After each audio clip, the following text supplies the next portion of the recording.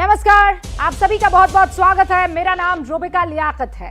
हुंकार में आज बहस इमरान खान पर इसलिए जरूरी है क्योंकि जैसे ही उनकी कुर्सी पर आंच आई, उनको कश्मीर की याद आई। वो एक कहावत है ना, घर में नहीं दाने अम्मा चली भुनाने। अब इसको अम्मा से आप चेंज कर दीजिए इमरान से। घर में नहीं दाने, इमरान चले कश्मीर भुनाने। पड़ोसी मुल्क पाकिस्तान के हुक्मरान इमरान खान मुसीबत में हैं। अपनी कुर्सी उनसे बचाई नहीं जा रही है, उसके लिए हाथ पांव मार रहे हैं, लेकिन हर दिन के साथ उनकी कुर्सी पर खतरा मंडराता जा रहा है। अविश्वास प्रस्ताव की तलवार लटक रही है, कुर्सी खिसकती नजर आ रही है, लेकिन इमरान हिंदुस्तान हिंदुस्तान और कश्मीर कश्मीर की माला जप रहे हैं, इस्लाम इस्लाम की बात कर रहे हैं। क्या कश्मीर राग से इमरान की कुर्सी बच जाएगी? उनको ऐसा लग रहा है। OIC में यानी ऑर्गेनाइजेशन ऑफ इस्लामिक कंट्रीज जो है, उसमें कश्मीर का राग अलाप कर कश्मीर की बात कहकर इमरान खान इस्लाम का परचम बुलंद करने की एक और नाकाम कोशिश वहां करते नजर आए। कहा कि कश्मीर में जो हिंदू मेजॉरिटी इस वक्त बनाने का प्लान हिंदुस्तान का चल रहा है, उस पर दुनिया को गौर फरमाना चाहिए। क्या कहा और क्यों ये राग उनकी कुर्सी बचाने का उनको नया फॉर्मूला लग रहा है, आप जानेंगे। पहले ये रिपोर्ट देखिए, फिर खास मेहमानों से परिचय। और इसी पर बातचीत करने के लिए, हुंकार भरने के लिए हमारे साथ खास मेहमानों का एक शानदार पैनल आपके सामने स्क्रीन पर होगा। के शर्मा साहब प्रवक्ता हैं बीजेपी के, सलमान निजामी नेता हैं कांग्रेस के, सुशील पंडित साहब रूट्स इन कश्मीर से ताल्लुक रखने वाले, बशीर असद साहब लेखक हैं, आरजू काजमी पाकिस्तान की पत्रकार हमारे साथ जुड़ चुकी हैं, और पीजे मीर साहब पाकिस्तान के पत्रकार लंदन से हमारे साथ जुड़ चुके हैं। आप सभी का बहुत बहुत स्वागत है। सबसे पहले के शर्मा साहब, आपने सुना इमरान खान क्या कह रहे थे? उन्होंने कहा डेमोग्राफी चेंज करने की कोशिश हो रही है, वॉर क्राइम का जिक्र किया OIC में अपनी बात रखते हुए।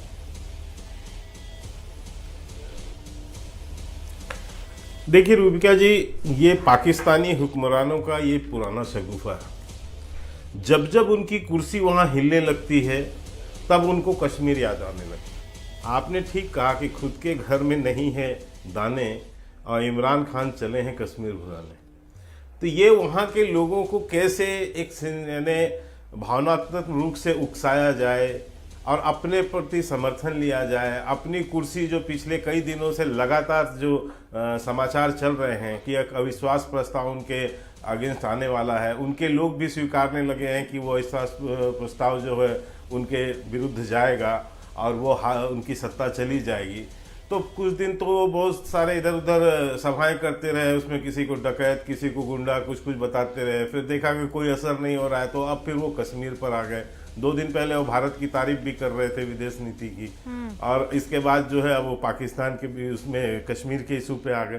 तो ये जो है पुराना शगुफा है वहाँ का, इससे कोई फर्क पड़ने वाला नहीं है। उन्हें कान खोलकर बिल्कुल ये समझ लेना चाहिए, कश्मीर तो वो भूल जाए। वो पाक अधिकृत कश्मीर की बात अब सोचे। कश्मीर तो गया, कश्मीर के पर तो 1 इंच का भी उनका कोई न दावेदारी पहले था और न अब भविष्य में होने वाला है। वो पाक अधिकृत कश्मीर को संभाले, यही महत्वपूर्ण होगा। पीजे मीर साहब, के शर्मा को आप सुन रहे थे, ये यहाँ की रूलिंग पार्टी के स्पोक्सपर्सन हैं।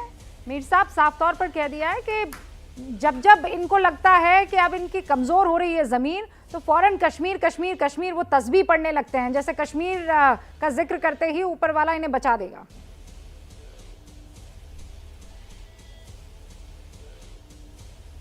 देखें, कश्मीर का ये नहीं है कि ये तो OIC आई है तो कश्मीर का इस पर जिक्र हुआ है, क्योंकि यहाँ बड़ा शोर हुआ था कि जी ये पहले आए थे OIC वाले और कोई कश्मीर का मुतालबा नहीं किया। अब कश्मीर का और पाकिस्तान और हिंदुस्तान के दरमियान ये एक लॉन्गेस्ट सर्वाइविंग पॉलिटिकल कॉन्फ्लिक्ट है दुनिया के अंदर।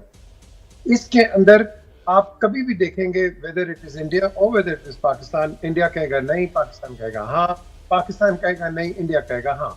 अब ये एक ऑनगोइंग डिबेट बड़ी देर से चल रही है। इसमें मैंने बड़े हिस्से लिए ब्रसल्स के अंदर। हमारे यहाँ ट्रैक 2 पे इंडिया से बड़े अच्छे लोग आए, brigadier Gurmeet and general Mehta and so many other politicians Pakistan से भी आए। अब बात आती है कि हम दोनों इसको एक प्ले करते हैं इन अ डिफरेंट कॉन्टेक्स्ट।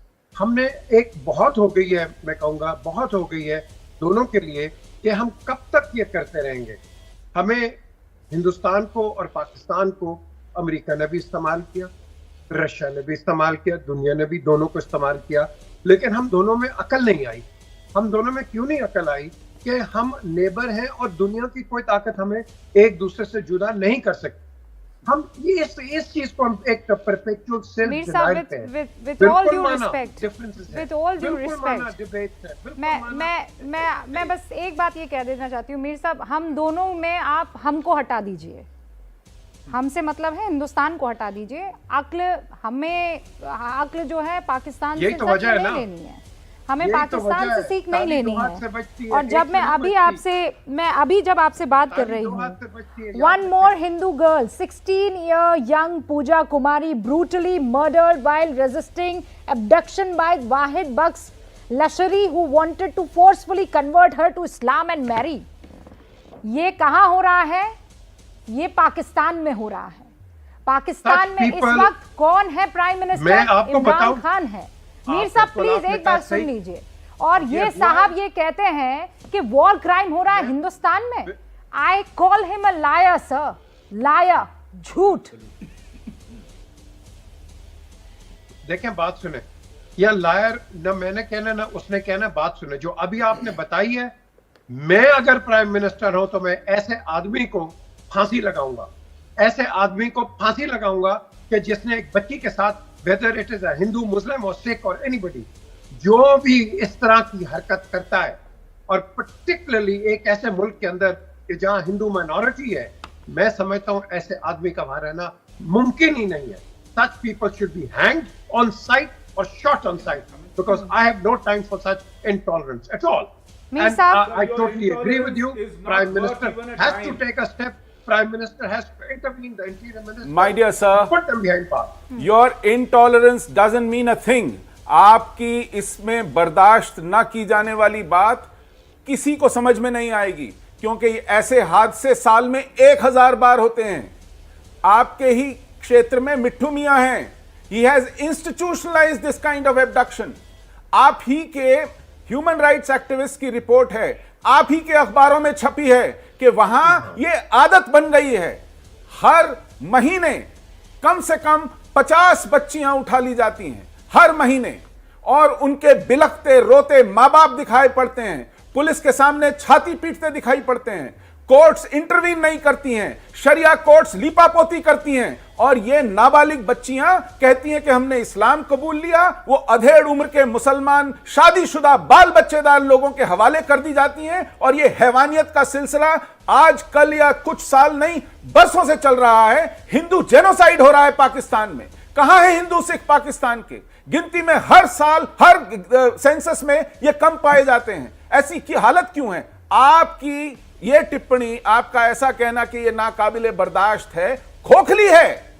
पूरा मुल्क मुलविस है इसमें। क्या किया है आज तक आपने? कौन सा कानून बनाया? किसको फांसी दी है? किसको सजा दी है?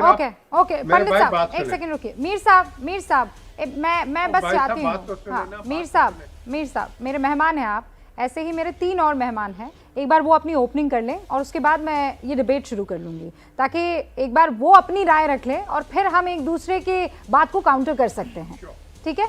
आरजू काजमी, मैंने एक तस्वीर देखी थी, आरजू माय डियर फ्रेंड, वो तस्वीर आज भी मुझे कई बार अचानक याद आ जाती है।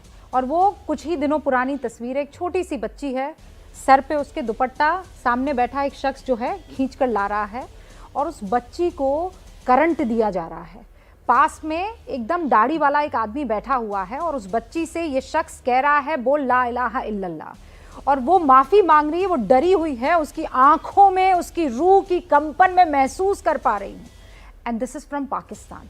और पाकिस्तान के उसी प्राइम मिनिस्टर से जब मैं ये सुनती हूँ कि वॉर क्राइम हो रहा है कश्मीर में, वहाँ हिंदू मेजॉरिटी और मुस्लिम मेजॉरिटी की जब वो बात करते हैं, मुझे हंसी आती है और गुस्सा भी। आरजू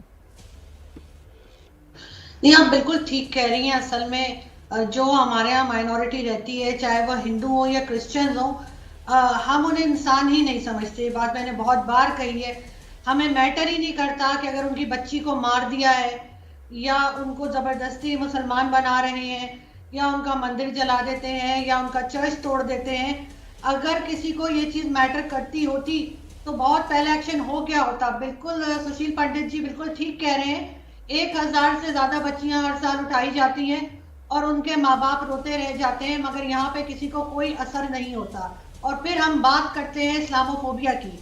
हम कहते हैं जी मुसलमानों के साथ बड़ा गलत हो रहा है, लेकिन हम खुद जो कर रहे हैं वो हमें नजर नहीं आता।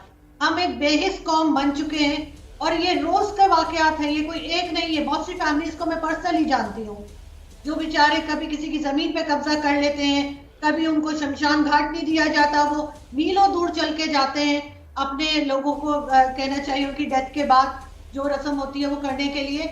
लेकिन हमारे ऊपर जो है हमें ये रहता है कि जी किसी ने क्या कह दिया, इस्लामोफोबिया हो गया, फ्रेंच एम्बेसडर को निकाल दो, ये कर दो, वो कर दो।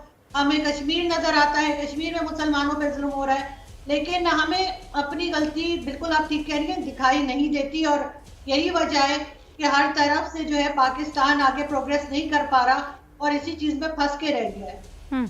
आप इस्लामोफोबिया की जिक्र कर रही थी सलमान निज़ामी, मैं इसी वर्ड के साथ आपको इनवाइट करती हूँ। ये गजब का इस्लामोफोबिया है कि कश्मीर में मेजॉरिटी में मुसलमान तो रहते हैं, लेकिन पूरे हिंदुस्तान में जो मेजॉरिटी है हिंदू या ये कह लीजिए कश्मीरी पंडित, वो वहां से निकाल लिए जाते हैं। ये कैसा इस्लाम? देखिए, सबसे पहले पाकिस्तान के भी 2 पत्रकार इसमें बैठे हैं। मैं कश्मीर से हूं और मैं साफ कह दूं कि हमें पाकिस्तान की जरूरत नहीं है, पाकिस्तान की सपोर्ट की जरूरत नहीं है। कश्मीर हिंदुस्तान का अटूट अंग है। हमारे मुतालबे हो सकते हैं, हमारी बात है, हमें शिकवे हैं, गिल्ले हैं भारत की सरकार से, वो हम लड़ रहे हैं। हम एक लोकतांत्रिक देश में रह रहे हैं।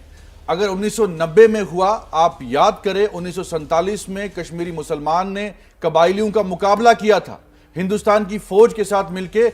हिंदुस्तान में सिर्फ वाहिद कश्मीर के लोग हैं जो पाकिस्तान उस वक्त नहीं गए थे, हम मेजॉरिटी में थे। और आज भी 1990 में जो हाल चाहे कश्मीरी पंडितों के साथ हुआ, मुसलमानों के साथ हुआ, सिखों के साथ हुआ, उसमें भी पाकिस्तान का हाथ था, बंदूक वहां से आई थी, हमने उस वक्त भी मुकाबला किया था। लेकिन सवाल हमारी सरकार से तब भी था और आज भी था कि हमें अपने कश्मीर को देखना है, हम कहां जा रहे हैं। कल ही बडगाम में एक आतंकवादी हमला हुआ, एक पुलिस वाला और उसके साथ एक सिविलियन मुसलमान हलाक हुआ। कश्मीर जो है, हालात हमारे ठीक नहीं है। हम पहले से कह रहे हैं कि पाकिस्तान पे यकीन करना, उनसे बात करना फजूल है। पाकिस्तान हर कोशिश कर रहा है कि हमारे मुल्क को तोड़ा जाए। ये गलत है जी? हालात पहले ठीक नहीं थे, अब ठीक होने लगे हैं। अब हिंदुस्तान का कहां से ठीक हुए? कल ही वहां अटैक हुआ, 370 भी आपने हटाया, लेकिन मिलिटेंसी तो पत्थरबाजी की कितनी घटनाएं हुई हैं बताइए? मिलिटेंसी में कितने और जो है वहां के लोकल्स गिरे हैं बताइए मुझे, आंकड़ा है आपके पास? बिल्कुल, कल आंकड़ा तो सामने है ना, कल ही बडगाम में अटैक हुआ, पीछे छोड़िए आप। नहीं, एक जो हर जुमा को होने लगे थे, एक सिविलियन मारा गया, एक जो हर रोज की तस्वीरें आती थी, वो आई है कि नहीं आ रही है? मैं ये जानना चाह रही हूँ। हाँ, बच्चियों की पत्थर मारती पत्थर रुके, बहुत शाबाशी देना चाहता हूं भाजपा को, लेकिन गोलियां चलना शुरू हो गई। कहां बंदूकें ज्यादा दिख रही हैं आज सड़कों पे। कितनी? हर रोज आपने दावा किया था कि 370 के बाद जो है आतंकवाद कश्मीर से खत्म होगा, कश्मीरी पंडित वापस जाएंगे। जितने पैर इससे पहले पसारे थे, क्या मुसलमान पैरों को तोड़कर फेंक दिया गया है? के शर्मा साहब बोल रहे हैं ये तो घटनाएं बढ़ गई हैं, पत्थरबाजी कम हुई, गोलीबारी शुरू हो गई है। नहीं, निजामी साहब के पास कहने के लिए कुछ नहीं है तो झूठी ही बात कह लें, वो अपने दिल को खुश करने के लिए। आज ही पार्लियामेंट में कल ही तो आतंकवादी हमला हुआ बडगाम में, पारित हो रहा था, तो 2 लोग मारे गए। सुन लीजिए भैया, ये झूठ है क्या? साहब सुन लीजिए, आप तो मानते ही नहीं है शहादत हमारी मुंह से। आप तो कहते हैं कि मुसलमान जो 16,000 30 सालों में इस देश के लिए कुर्बान हुआ, उसकी शहादत तो आप मानते ही नहीं है। रुपया जी ये बंद करें तो मैं बोलूं। विषय ये है कि आज जब राज्यसभा में जो है कश्मीर को लेकर, जम्मू कश्मीर को लेकर आज जब बजट पारित हो रहा था, उसमें पूरा विवरण बताया गया। वहां लगातार आतंकवाद की घटनाओं में कमी आई है, वहां सीमा पार जो पहले सीज फायर के समय घुसपैठ जो होती थी उसमें भी कमी आई है। तो यानी आप हर क्षेत्र में वहां देखें तो शांति और समृद्धि अब वहां बढ़ रही है। लेकिन समस्या ये है यहाँ पर कि जो निजामी जी कह रहे हैं वहाँ एक घटना को लेकर आप जरूर, अब जो छुटपुट कुछ घटनाएं घटती हैं तो उसको लेकर चर्चा होती है, हम उसको भी एकदम समाप्ति की तरफ ले जाना चाहते हैं। इसीलिए हम आपको कह रहे हैं कि अब कश्मीर बदल रहा है। धारा 370 हटने के बाद अब वहां पर जिस ढंग से कानून का राज फिर से स्थापित हुआ, छुटमुट की घटना है, शर्म आनी चाहिए आप लोगों को। 890 केंद्रीय कानून अब जम्मू कश्मीर में पुलिस का एक ऑफिसर का कत्ल हुआ, पता है भैया, एक सिविलियन मारा गया, वो छुटमुट की घटना है। आपको शर्म आ रही है सुन ये बात बोलते हुए नेशनल टीवी पे? आप क्यों इतना, रूबिका जी थोड़ा सा शांत करा दे तो मैं इनको आप जाइए कश्मीर मातम में। इन्होंने जो अभी कहा, मैंने ये कहा कि घटनाओं में कमी है, परिवार पर तरस खाइए। सुन लीजिए, बहुत आप नाराज ना हो। आपके ट्वीट, यदि निजामी साहब आपके ट्वीट सुना दूं ना तो देश विरोधी आप ट्वीट करते रहे इसी कश्मीर को लेकर, शर्म आती है आपको? आपने बैठकर इसी कश्मीर, आज जिस पाकिस्तान की बात आप कर रहे हैं, इसी पाकिस्तान के तलुए चाटते थे आप। अरे इसी पाकिस्तान के तलवे चाटने थे, आपके सारे ट्वीट पिछले, हमने वहां गोली खाई, हमारे परिवार ने गोली खाई, आप यहां बैठ के बोलते हैं कि अब कुछ नहीं हो सकता, कुछ पाकिस्तान नहीं, हम के पाकिस्तान बताते, हम जाते हैं उनसे मिलने, भारत विरोधी ट्वीट हम उनकी शादी में जाते हैं और कहिए तो पढ़ के सुना दूं, पढ़ के सुनाऊं कुछ ट्वीट आपके? मेरे को छोड़िए, मैं सवाल आप पे कर रहा हूं, आपकी सरकार पे कर रहा हूं। तो इसलिए आप चाहते हैं कि हम भी मरे, वो जो मर रहे हैं वो तो छुटमुट है, हम तो छुटमुट है आपके लिए। आप जो देश के साथ खड़ा है वो तो छुटमुट है आपके लिए। के शर्मा साहब, सलमान निजामी साहब, एक सेकंड रुकिए, दोनों आप रुक जाइए। सलमान निजामी, ये छुटपुट घटना पर आपका खून बड़ा खौल रहा है, मैं देख रही हूँ, और आप तो चूंकि बिल्कुल नजदीक है मेरे, यहाँ स्टूडियो में ही मौजूद है, तो मैं देख रही हूँ कि आपके गाल एकदम लाल हो गए हैं, आंखें एकदम लाल हो गई है। 5 लाख कश्मीरी पंडितों को उनके घरों से, उनकी जमीनों से बेदखल कर दिया। ये खून तब कहां पर फ्रीजर में रखा था आपने? कहां था उस वक्त? सरकार में कौन था? ये अरे जिम्मेदारी सरकार की नहीं है? सरकार को क्या उस वक्त 2,500 कश्मीरी मुसलमान नहीं सरकार की बात नहीं कर रही हूँ, मैं सलमान निजामी की बात कर रही हूँ। ये हुकूमत की जिम्मेदारी होती है। सलमान निजामी का खून तब क्यों नहीं खोला? ऐसे हजारों, सलमान निजामी तब क्यों नहीं सड़क पर नजर आए? मुझे ये बताइए। मैं जवाब दूं, ऐसे 10,000 कश्मीरी पंडित अभी भी वहां रह रहे हैं। वहां कई मिसालें मैं आपको दे सकता हूं। अच्छा। जाइए वहां घरों में देखिए, अभी भी ओम का निशान वहां घरों में अच्छा। है। किसी ने हाथ नहीं लगाया, उसको मिटाने की कोशिश नहीं की। अच्छा। वहां अगर आपने फेलियर नहीं किया होता 1990 में मुफ्ती सईद की बेटी के लिए आतंकवादियों को रिहा नहीं किया होता, मुझे कश्मीरी नहीं आती है, मरता, मुझे कश्मीरी नहीं आती है। सुशील पंडित जी जरा मदद कर लीजिए, क्या है वो गलेव जलेव, क्या है वो? हाँ, रेलेव गलेव चलेव, रेलेव गलेव जलेव, वो तो आतंकवादियों ने किया ना, उसमें तो हमारे लोग, व्हाट इज रेलेव गलेव जलेव? मुसलमान भी मारे गए। व्हाट इज रेलेव गलेव वो तो जलेव? यहाँ भी जय श्री राम के नाम मतलब पे क्या है? निहत्ते मुसलमानों का रेलेव कत्ल होता गलेव है। जलेव क्या है? मैडम, गॉड से भी कत्ल किया, ऐसे मुझे लोग कश्मीर बताइए में भी थे ना, तब। मुझे बताइए रेलेव गलेव जलेव क्या है, इसके माने क्या है? नहीं देखिए, माने क्या है? ये भागने वाली बात हुई है। माने क्या है इसका? माने वही है जो आपको समझ आ गया। देखिए मुझे नहीं समझ आया, उस वक्त मुझे कश्मीरी नहीं आती है। रालेव गलेव जलेव इसका मतलब क्या है? यही कि रिलीव हुआ, मिलना, और क्या है, कन्वर्ट करना, धर्मांतरण कीजिए, कलमा पढ़िए, रेलेव और चलिए जाइए, देखिए सुनिए, और चले जाइए, भाग जाइए जान बचाकर। देखिए ये तो या कलमा पढ़िए या मर जाइए, या तो वो किसने बोला? सब कुछ छोड़कर वो जो आतंकवादी आए उन्होंने बोला ना साहब, आपको सरकार की यहाँ जिम्मेदारी पाकिस्तानी मेहमान भी है, एक सेकंड मेरी बात सुन लीजिए। रालेव गलेव जलेव सेलेव, इसके माने और जय श्री राम के माने, इन दोनों को एक करने की कोशिश मत कीजिएगा सलमान निजामी, बिल्कुल मत कीजिए। ये धार्मिक नारे, मैं कह रहा हूं, धार्मिक नारा नहीं है। जय श्री राम धार्मिक जय श्री राम धार्मिक स्लोगन है, और रालेव गलेव जलेव जिसका जिक्र सुशील पंडित कर रहे हैं, और जो हुआ है 1990 में कश्मीर में, उसका वो जय श्री राम के नारे के आसपास रह भी नहीं सकता है। नहीं, मुझे बताइए, नहीं है। जो उस वक्त 2,000 मुसलमान मरा, वो सभी ने मारा लगाया था। मानिए इस वो बात को, के लिए मरा, वो हमारा जातीय संघार था, वो यही आपका कंसेप्ट है। आप ये इल्जाम नहीं सरकार से लगाएंगे कि उस वक्त 4 आतंकवादी क्यों रिहा किए गए। सलमान निजामी रुक जाइए, इतना मादा रखिए, इतना मादा रखिए कि जो सच है उसको कबूल करें आप। बशीर असद साहब हमारे साथ जुड़ चुके। कुछ टेक्निकल प्रॉब्लम थी बशीर साहब, आपका कनेक्शन ऑन एंड ऑफ हो रहा था, अब मुझे कहा जा रहा है कि आपका कनेक्शन स्ट्रांग हो गया है, बढ़िया है, मैं एक छोटे से अंतराल के लिए रुक रही हूँ, शुरुआत आपसे ही करूँ। केस 5 बजे से लेकर 5:30 बजे तक की बहस नहीं देख पाए तो उसका पूरा लब्बो-लुबाब जो है वो आपको कुछ ही मिनट के अंदर पता लग जाता है। तो आप समझ गए होंगे मामला क्या है। इसी मामले को आगे बढ़ा रही हूँ कि जैसे ही इमरान खान को लगा कि उनकी कुर्सी खतरे में आ गई है, उन्होंने इस्लाम का जिक्र छेड़ दिया, उन्होंने कश्मीर का राग अलापना शुरू कर दिया। बशीर असद साहब लेखक हैं, हमारे साथ वो भी जुड़े हुए हैं, कश्मीर से ताल्लुक़ रखते हैं, उसी पर एक किताब भी बाकायदा उन्होंने लिखी है। बशीर असद साहब, इमरान का ओआईसी में जो जिक्र करना, मीर साहब ये कह रहे हैं कि वो तो चूंकि ओआईसी का प्लेटफॉर्म था इसीलिए उन्होंने इस बात का जिक्र कर लिया। वॉर क्राइम शब्द का इस्तेमाल करना और ये कहना कि पूरे की पूरी डेमोग्राफी को चेंज करने की हिंदुस्तान कोशिश कर रहा है। असद साहब, आपका क्या टेक है? और रुबिका, हंसी आती है तीनों बातों पे जो अभी तक हुई इस बहस पे। एक ये कि जहां तक इमरान खान साहब का ताल्लुक है डेमोग्राफी चेंज करने का और वार क्राइम्स का, हकीकत ये है कि वार क्राइम्स के चार्जेस कश्मीर में पाकिस्तान के ऊपर लगने चाहिए।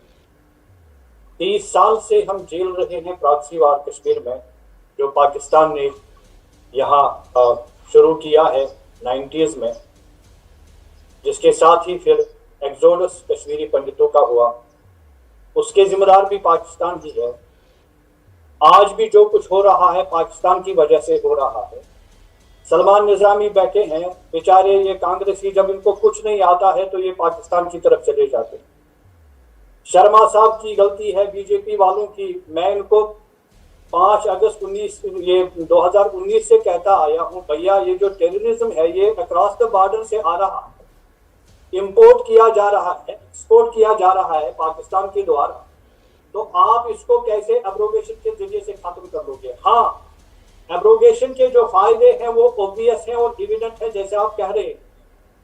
स्टोन पेल्टिंग नहीं हो रही है, प्रोवोकेशन जो डोमेस्टिक प्रोवोकेशन थी वो खत्म हो गई, उनकी कमर टूट चुकी है, ये सही है। लेकिन जहां तक टेररिज्म के नैरेटिव का ताल्लुक है, जो बीजेपी ने खामखा अपने गले में डाल दिया, भैया टेररिज्म पाकिस्तान कर रहा है, टेररिज्म पाकिस्तान भेज रहा है, टेररिस्ट पाकिस्तान भेज रहा है, आर्म्स पाकिस्तान भेज रहा है, बल्कि अब नारकोटिक्स का बड़े मकदार में भेजना शुरू कर दिया है। कश्मीर में इस वक्त 13% बच्चे और ड्रग एडिक्ट्स हैं पाकिस्तान की वजह से। ये सारा जो कुछ है ये वार क्राइम नहीं है तो क्या है? अगर war crime international court of law में अगर वार क्राइम्स के चार्जेस अगेंस्ट किसी के अगेंस्ट फ्रेम किए जाए, वो इमरान खान के पाकिस्तान के खिलाफ किए जाने चाहिए। जहां तक कश्मीर में ओआईसी की मुदाखलत या इमरान खान का ओआईसी में स्टेटमेंट का ताल्लुक है, रुबिका आप जानती हैं पाकिस्तान हमेशा 70 साल से इलेक्शन जीतना या इलेक्शन हारना ये निर्धारित करता है। कश्मीर के ऊपर आपको बात करनी है। हमारे साथ बहुत ही मोअज़्ज़ज़ सहाफ़ी जुड़े हैं, मेहमान जुड़े हैं पाकिस्तान से। ये बहुत ही कैंडिडली एडमिट कर रहे हैं कि पाकिस्तान में क्या हो रहा है। बेहतर पाकिस्तान के लिए ये होता कि वो अपने निजी मसाइल की तरफ तवज्जो देता। अच्छा पाकिस्तान, तरक्की पजीर पाकिस्तान हमारे हक में भी था, हमारे मुल्क के हक में भी था, लेकिन बदकिस्मती है ये न खुद कुछ कर रहे हैं और न हमें इस मुसीबत से छुटकारा देने की ना। बात सही है बशीर असद साहब, बारूद के ढेर के पास कौन हम सलामत रहा है और इस वक्त पाकिस्तान वही बारूद का ढेर है। सलामत नहीं है असद साहब, एक एक लाइन आपकी मुझे लगता है इससे कोई डिसएग्री नहीं करेगा। महीने से रुबिका में पिछले 3 महीने से लगातार लिखते आ रहा हूं कि पाकिस्तान के अज़ाइम इस साल इतने खतरनाक हैं कि ये कोशिश कर रहा है कि पूरा कश्मीर जल जाए। अभी तक ये स्टोन पेल्टर्स का सहारा लेते थे, अब स्टोन पेल्टर्स इनके पास अवेलेबल नहीं है। आप ड्रग्स का सहारा ले रहे हैं, आप कह रहे हैं नार्कोटिक्स का सहारा ले रहे हैं। बशीर साहब, दो जगह आपने सवाल छोड़े हैं और मैं दोनों ही लोगों से इस पर जवाब चाहूंगी। पहला तो मीर साहब आपने सुना, वॉर क्राइम का अगर किसी पर केस चले तो वो पाकिस्तान होना चाहिए, उसे अपने गिरेबान में झांकना चाहिए, ये कोई और नहीं, ये कश्मीरी कह रहा है और दिल से अपनी बात कह रहा है। बशीर असद साहब, मीर साहब जवाब दीजिए।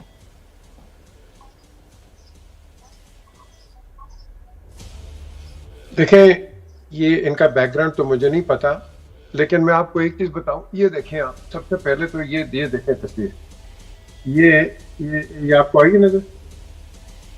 ये है 1954 रिफ्लेक्शन ज्यादा है और मेरे वालिद साहब हैं गांधी जी के साथ। अच्छा, ओके। और पीछे मुशर्रफ साहब भी ये दिखाई अब दे रहे देखें। थे। हाँ ठीक है सर। ये Yes. 1934 जी, ये मेरे वालिद साहब हैं उनके साथ। और जब मैं बड़ा हुआ तो इनसे पूछा ये कौन है साहब, तो उन्होंने मुझे इनकी हिस्ट्री सारी बताई। तो फिर मैंने कहा कि ये जो आज हम पाकिस्तान और हिंदुस्तान के दरमियान एक पैमाने एक बहस होती है, ये क्यों है? तो ही सेड कि मीर साहब, इसका इलाज एक ही है कि हम जो हिंदुस्तानी हैं, हम पढ़े लिखे नहीं हैं। अगर हम पढ़े लिखे हो जाएंगे, आप देखेंगे कि ये जो मूवमेंट्स चल रही हैं बड़ी, ये सब ठीक हो जाएंगी, क्योंकि एक माने के साथ एक बहस होगी। तो आप और मेरा काम एक ही है कि ये आग बुझाएं जाके। ये बड़ी अकल की बात की थी उन्होंने, और वो आज तक मैं याद रखता हूँ। यही मेरी एक छोटी सी बात हुई थी सोनिया गांधी के साथ मोहाली में, जब हम एक दिन गए थे वो पाकिस्तान इंडिया का मैच देखने के लिए, prime minister Yusuf Raza Gilani. The question is Rubika, हम जो भी डिबेट करते हैं, हम एक दूसरे पे इल्जामात लगाते हैं, सोल्यूशन पे नहीं जाते हम। मैं कहता हूं अगर पाकिस्तान में गलती है, बिल्कुल गलती है, हिंदुस्तान में गलती है, बिल्कुल गलती है, लेकिन इस गलतियां जो हैं, इसके सोल्यूशन पे हम बात नहीं करते। हम एक दूसरे को प्रोवोक कर रहे हैं। और ये प्रोवोकेशन जो है, देखिए, ये the solution is to listen on objective discussion both the sides. जब आप देखेंगे ये दोनों साइड पे रूबिका, उसका कुछ नताइज निकलेंगे, कुछ प्रोग्राम के बाद आप भी कहेंगे कि हाँ, दोनों साइड से कुछ उम्मीद नजर आ रही है।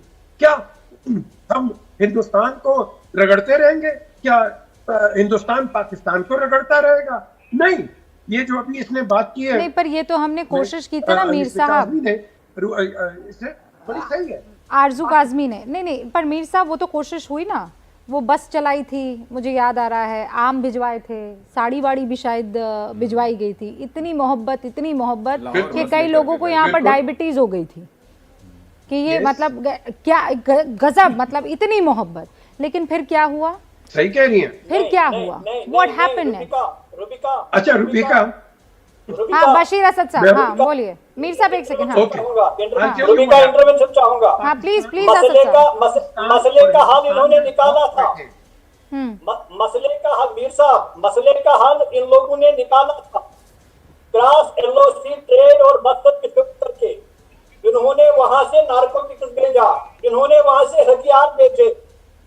इस वक्त एनआईए के पास जाइएगा, जितने भी लोग उस तिजारत, उस ट्रेड के साथ जुड़े थे, वो सारे ट्रेड कर रहे थे नार्कोटिक्स और ड्रग्स का, जो दोनों वहां से भेजा। मीर साहब, मुझे आपकी बात बहुत अच्छी लगी और वो कहने में वाकई अच्छी लग रही है। असद साहब, मेरे पास वक्त की कमी है, मुझे कहा जा रहा है। मीर साहब, पर एक सच्ची बात बताऊं आपको, बात यह है कि आप यहाँ से तो मोहब्बत चाहते हैं, यहाँ से आप लिसनिंग ईयर चाहते हैं, लेकिन हमें वहाँ से क्या मिल रहा है? आतंकवाद मिल रहा है। वहाँ से हमें क्या मिल रहा है कि मुसलमानों के खिलाफ ये हो रहा है, वो हो रहा है, जबकि आपके यहाँ पर आप माइनॉरिटीज़ के साथ कैसा सलूक कर रहे हैं वो नहीं देख पा रहे हैं। तो वो डिनायल मोड से जिस दिन पाकिस्तान निकल जाएगा, उस दिन हमें किसी तरह की कोई दिक्कत नहीं होगी, क्योंकि भाई निकले तो आप इसी मुल्क से है ना, और इसको तो कोई झुटला नहीं सकता है कि आपकी रगों में आज भी हिंदुस्तान ही बहता है। वो अलग जमीन हो गई, बात अलग है।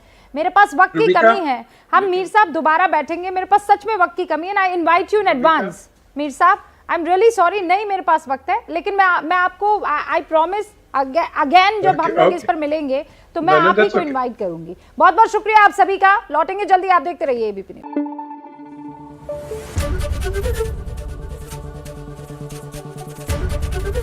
एबीपी न्यूज आपको रखे आगे।